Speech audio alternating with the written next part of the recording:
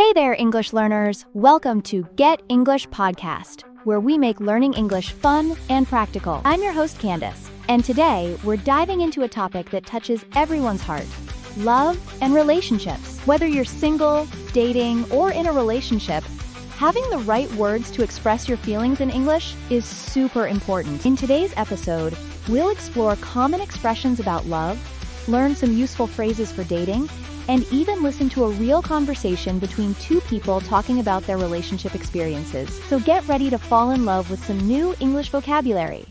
Trust me, by the end of this episode, you'll be speaking about matters of the heart like a native English speaker. Now, let's start with the big question: what is love? You know, it's funny how such a universal feeling can be so hard to describe. But don't worry, I'll help you find the right words to express these beautiful emotions in English. When you first start having romantic feelings for someone, we often say you have a crush on them. Maybe your heart beats faster when you see them, or you get butterflies in your stomach. That's another common expression we use to describe those excited, nervous feelings when you like someone. As these feelings grow stronger, we might say you're falling for someone or falling in love. It's interesting that we use the word falling, right? It's like love is this force that sweeps you off your feet. Oh, and that's another lovely expression we use when someone makes us feel amazing. When you want to tell someone how you feel, there are many ways to express it. Sure, you can say, "I love you," but you might want to start with something lighter like, "I really like you," or "I care about you." If you're feeling poetic, you could say, "You mean the world to me," or "I'm crazy about you." And here's a helpful tip. In English, we often use the phrasal verb to be into someone in casual conversation. For example, you might ask your friend, "Are you into him?" Or say, "I'm really into her." It's a more relaxed way to express romantic interest. Let's dive into dating and relationships in English-speaking countries. You know, dating culture can be quite different depending on where you are, but I'll share some common practices and super useful vocabulary you can use to talk about relationships. First, let's talk about relationship stages. Usually, it starts with casual dating. That's when you're going out with someone, but it's not serious yet. You might say you're seeing someone or going out. For example, if your friend asks about your love life, you could say, "I'm seeing this really nice person from work." When things get more serious, you might become exclusive.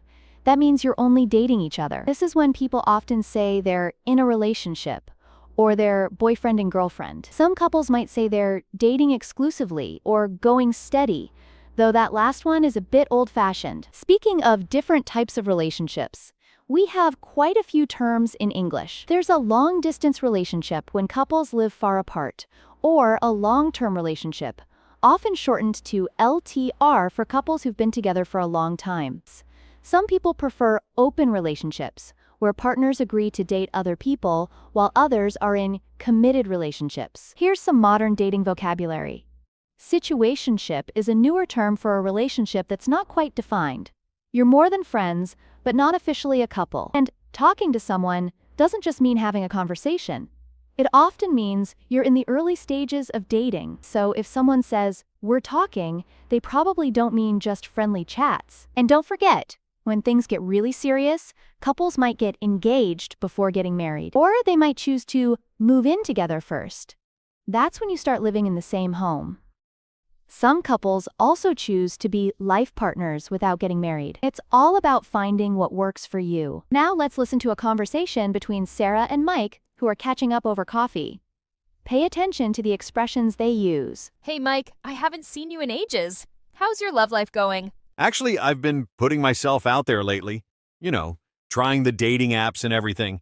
Oh, really? Any luck? Have you met anyone special? Well, there's this one person I've been talking to for a few weeks. We've gone on 3 dates so far. That sounds promising. Are you guys hitting it off? I think so. We really click, you know? There's definitely chemistry between us, but I'm trying not to rush into anything.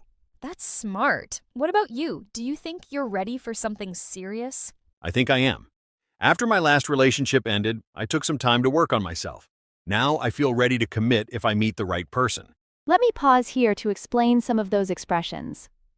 When Mike says he's putting himself out there, he means he's actively trying to meet potential partners. And when Sarah asks if they're hitting it off, She's asking if they're getting along well and enjoying each other's company. Well, I'm rooting for you.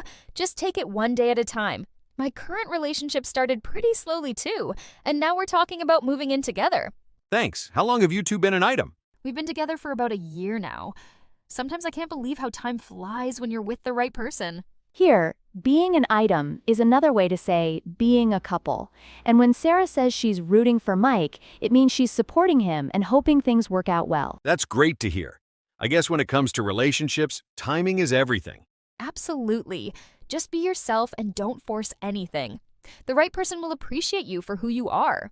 Thanks to Sarah. It's good to get some relationship advice from someone who's been there. Now that we've heard Sarah and Mike's conversation, let's explore some popular English idioms and expressions about love and relationships that you can use in your own conversations. One expression you'll hear all the time is to fall head over heels for someone.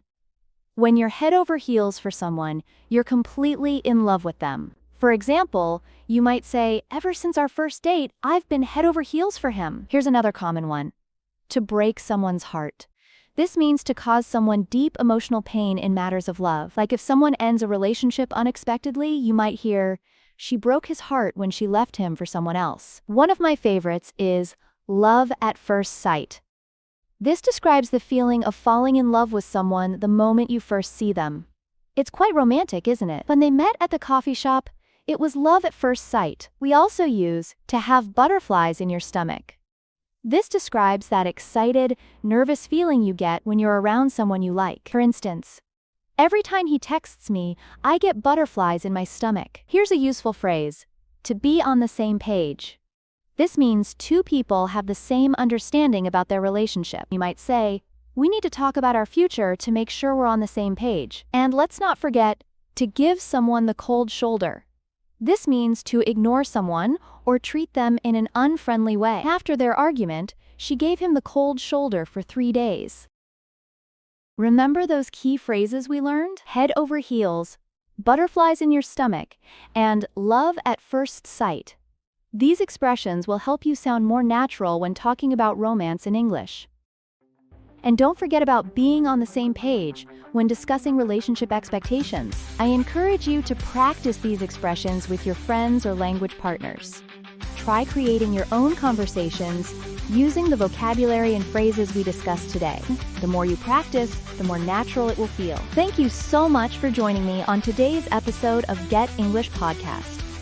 If you enjoyed learning about love and relationships, you'll definitely want to tune in next week. Until then, keep practicing and remember, learning English is a journey of the heart and mind. Bye for now.